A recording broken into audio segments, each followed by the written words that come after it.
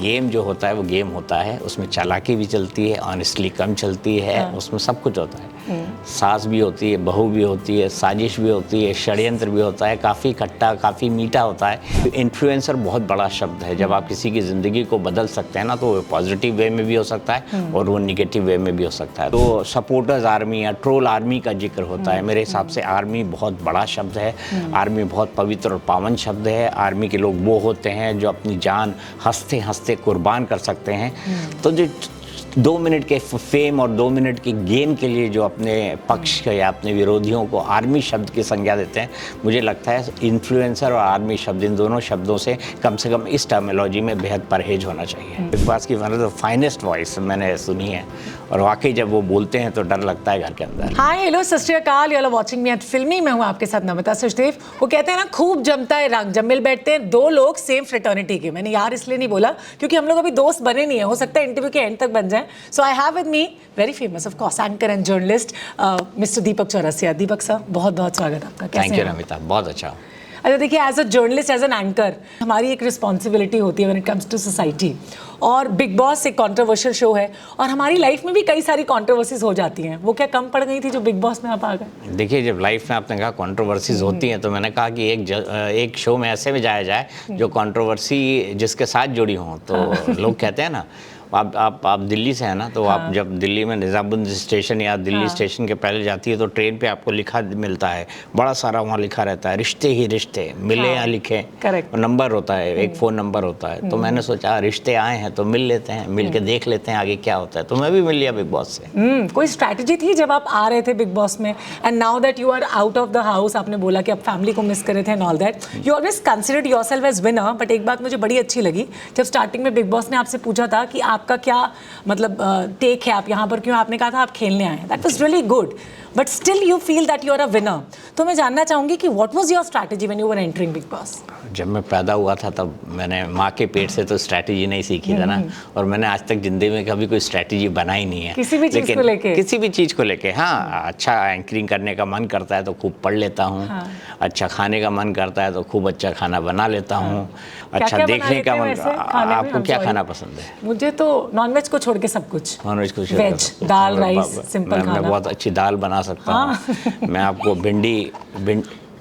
भिंडी सिखा सकता हूँ। मेरी बेटी वहाँ से बोल रही है, अलंकृता, कि उसका फेवरेट फूड है आलू और तारा का, अलंकृता और आलोकिता का। अच्छा। पूड़ी आलू और टमाटर की सब्जी, और उसके साथ में कद्दू की ट्रेडिशनल सब्जी, और उसके साथ रायता। Very nice. मतलब मुंह में पानी आ गया। मैं तो चाहूंगी अलंकृता और आलोकिता ना दोनों आए यहाँ पे। उन्होंने बड़ी प्यारी सी पोएम भी लिखी अपने पापा के लिए। सो अपने डियर फादर के लिए जरा हमारे शो पे भी पढ़ दो। मेरे पापा सबसे अच्छे, सबसे प्यारे, सबसे सच्चे, सब करते उनसे प्यार क्योंकि नहीं मानते वह हार, मुश्किल से मुश्किल काम को करे आसान, लोग मानते हैं वह है देश की शान। Very nice, very nice, so cute. चलो let's carry on. Well thank you बच्चे, thank you so much. Well social media की बात चलिए तो आजकल काफ़ी हाइप पर रहता है। Influencers are getting work. Even मैं बिग बॉस की बात करूँ तो सब इन्फ्लुएंसर्स को लिया जाता है, व्लॉगर्स को लिया जाता है। मेरा इसमें थोड़ा अलग टेक है। मैं ये मानता हूँ कि इन्फ्लुएंसर शब्द बहुत बड़ा है। इन्फ्लुएंस करना यानी किसी की ज़िंदगी को ऑलमोस्ट परिवर्तित कर देना या परिवर्तन करने का एक कारण बन जाना। मेरा ये मानना है कि सोशल मीडिया पर जो लोग आए बड़ी अच्छी बात है, अच्छा कर रहे हैं, अच्छा कमा रहे हैं, होना भी चाहिए ऐसा। हमको नए वेन्यूज़ खोलने चाहिए और खुलने भी चाहिए नए वेन्यूज़ नए लोगों के लिए। लेकिन मेरा ये मानना है कि इन्फ्लुएंसर बहुत बड़ा शब्द है। जब आप किसी की ज़िंदगी को बदल सकते हैं ना, तो वो पॉजिटिव वे में भी हो सकता है और वो निगेटिव वे में भी हो सकता है। तो सोशल मीडिया के इन लोगों को सोशल मीडिया स्टार्स कहा जा सकता है, सोशल मीडिया के हीरो कहा जा सकता है, सोशल मीडिया का चैंपियन कहा जा सकता है। लेकिन मैं तो अपनी कम्युनिटी और फ्रेटर्निटी को कहूँगा और बाकी इंटरटेनमेंट जगत को कहूँगा कि आप किसी एक बड़े, जैसे शाहरुख खान है, वो किसी के लिए बड़े इन्फ्लुएंसर हो सकते हैं। अक्षय कुमार वो बड़े इन्फ्लुएंसर हो सकते हैं। दैट वे अगर बात करें, आमिर वो बड़े इन्फ्लुएंसर हो सकते हैं। दीपिका या कैटरीना वो बड़े इन्फ्लुएंसर हो सकते हैं। लेकिन 2-2, 3-3 साल सोशल मीडिया करने के बाद कोई आदमी लोगों की ज़िंदगी को इन्फ्लुएंस करने लगे और उससे ही लोग सीखने लगे, तो मेरा मानना है कि इन्फ्लुएंसर बहुत बड़ा वक्त है, बहुत बड़ा शब्द है। इसका इतने लूजली और उस ढंग से इस्तेमाल नहीं किया जाना चाहिए।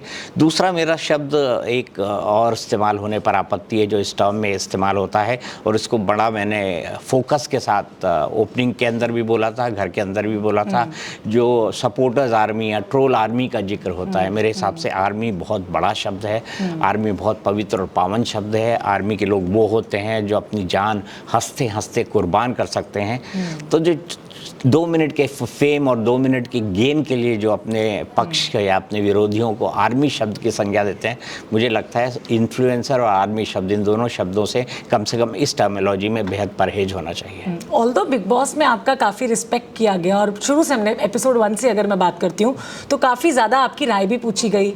अरमान वाली जब कंट्रोवर्सी हुई तब भी ये कहा गया कि स्पेशल केस होना चाहिए, नहीं तो आपको नहीं लगता कि उस वक्त अरमान को एविक्ट करना चाहिए था, या फिर बिग बॉस अरमान को ज़्यादा एडवांटेज दे रहा है या फेवर कर रहा है? देखिए, वो परिस्थिति कुछ अलग थी। हमारे पास एक सर्टेन लिमिटेड जानकारी थी, हमारे पास वो जानकारी थी जो हमें उपलब्ध कराई गई थी। तो हम बहुत ऑब्जेक्टिव होकर इस मसले पर सोचते या बड़ा निष्पक्ष निर्णय देते थे, ये हमारे लिए संभव नहीं था। मैं और रणवीर जब अंदर गए थे तो हमारे साथ लवकेश थे। लवकेश वो दूसरे शख्स थे जिनको पता था कि विशाल ने टिप्पणी किस आधार पर और किन परिस्थितियों में किस तरह से की है, नेगेटिवली की है या किसी को प्रेस करते हुए की है।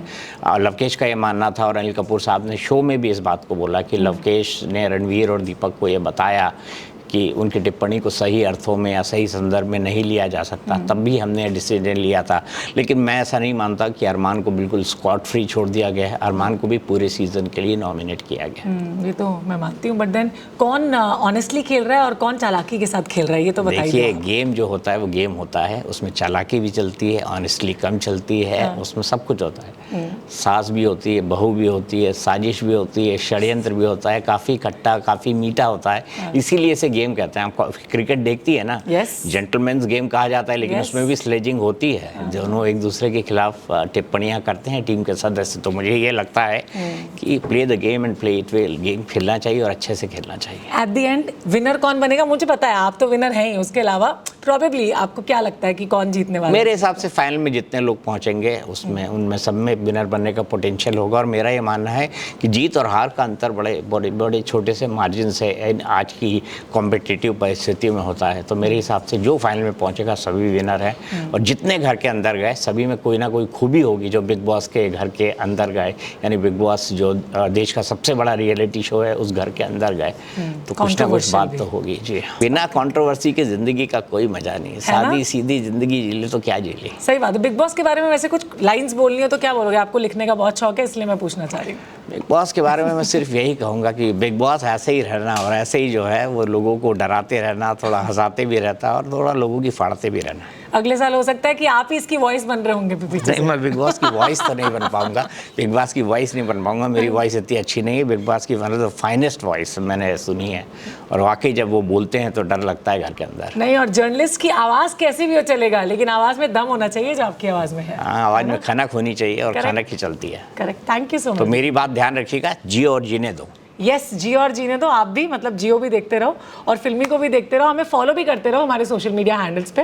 Well, thank you so much for watching us. See you next time. Bye bye and take care.